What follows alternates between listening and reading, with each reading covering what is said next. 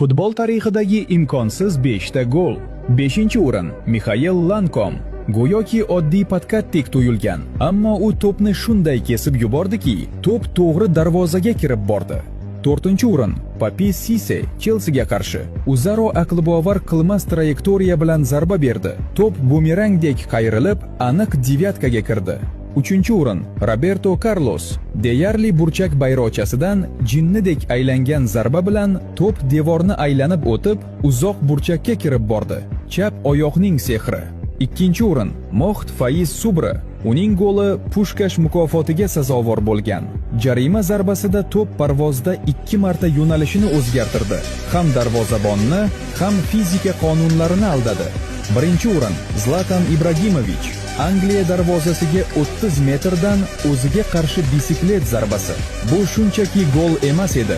Bu sof san'at edi.